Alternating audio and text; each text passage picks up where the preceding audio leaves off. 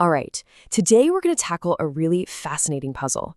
How is it that two places, both mostly populated by people from the exact same ancestral home, ended up with political cultures that are polar opposites?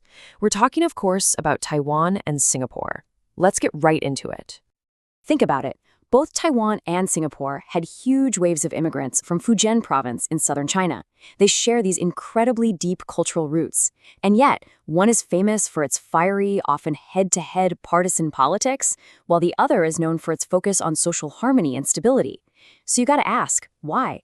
How did these two places, starting from the same place, end up on such wildly different paths? This question, which comes straight from our source material, just cuts right to the heart of the matter. While political debates in Taiwan can get very heated and divisive, that kind of public, ethnically charged insult you see quoted here, in Singapore, that's not just unthinkable, it's literally illegal. This huge difference isn't some accident. It's the result of a long and very different history. To really understand where things diverged, we have to wind the clock back. We need to look at the cultural baggage these immigrants brought with them from mainland China. And it turns out a massive piece of that baggage was a long, deep-seated history of conflict. Okay, so to really get this, there's this one crucial concept you need to know: feuds. Now, this wasn't just some friendly neighborhood disagreement. No way. These were organized, often incredibly brutal, armed conflicts between different clans or villages. Back in a crowded Fujian province, resources were scarce, so you fought for everything: land, water rights, access to a port. It created this culture of intense loyalty to your own group and, well, extreme suspicion of everyone else. And you know what? This culture didn't just stay put in Fujian. When people from rival areas like Zheng and Guangzhou started migrating, they packed their rivalries right along with their belongings. They basically transplanted this entire system of conflict to their new homes. And in Taiwan especially, these old feuds absolutely exploded, becoming a primary driver of social chaos for centuries. And look, this wasn't some small thing that only historians noticed later. People at the time were deeply, deeply troubled by it. This quote here is from Zheng Yongxi. He was the very first Taiwanese-born scholar to pass the highest imperial exams.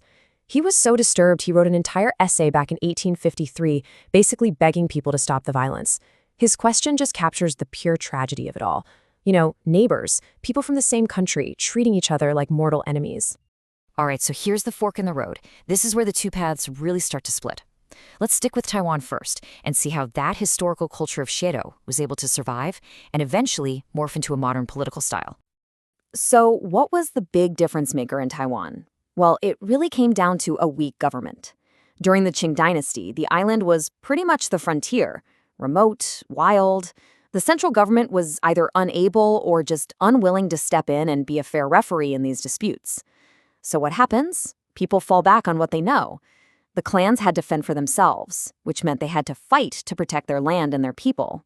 So the feuds culture didn't just survive, it actually flourished. And this is the crucial link right here, that historical mindset, that intense us versus them mentality, where compromise is seen as weakness and losing is just not an option. It never really disappeared. It just went underground and reemerged in the modern democratic era. It became the blueprint for a political culture of fierce partisan conflict. The names on the jerseys changed, clans became political parties, but the confrontational playbook, that stayed pretty much the same. Okay, so that was one path. Now let's completely switch gears and follow the other path. Singapore got immigrants from the very same places, but its story, well, it couldn't be more different. The environment there didn't just ignore the feuds culture, it actively crushed it. So what made Singapore so different? Well, a couple of massive things. First, you had a strong state. The British colonial government had zero patience for secret societies and clan warfare messing up their busy port city. They came down hard on any sign of that violence. Second, the whole economic game was different. People weren't fighting over a limited plot of ancestral land. They were in a brand new commercial hub. The mindset shifted from, I have to fight to protect my share, to, hey, maybe we can cooperate and create a much bigger pie for everyone. And this foundation of cooperation wasn't just left to chance. Oh no. After independence, Lee Kuan Yew and his government made a very conscious, very top-down effort to engineer a brand new national identity. They rolled out policies like making English a common language and forcing ethnic mixing in public housing that were specifically designed to break down those old clan loyalties and build a new unified Singaporean identity to rise above it all. So, when you bring it all together, what does this actually tell us? I think it shows that the political culture we see today isn't about some kind of innate, unchangeable character. It's really about the systems and the historical circumstances that shaped how people learn to interact with each other. I mean, just look at this side by side. The divergence couldn't be clearer, right? In Taiwan, you had a weak state, which let a legacy of conflict bleed into modern politics. In Singapore, you had a strong state that suppressed that legacy and actively built a new cooperative identity. It's simple, really. Different systems led to dramatically different outcomes.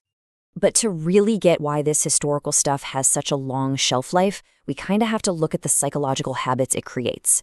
This Shadu culture hardwires an intense in-group identity. If you're not one of us, you're a potential threat. It creates this constant, nagging anxiety that everything is a zero-sum game. If you don't fight for it, it will be taken from you. And maybe most powerful of all, it's tied to this deep culture of face, where losing a fight isn't just a strategic loss, it's a profound public humiliation that you must avoid at all costs. So, what's the big takeaway from all of this? The single most important idea?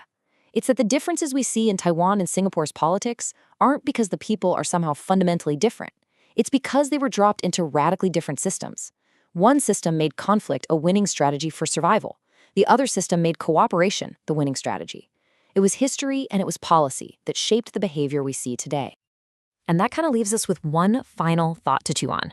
We can't change the past, right? The historical script with all its cultural echoes and psychological habits is already written.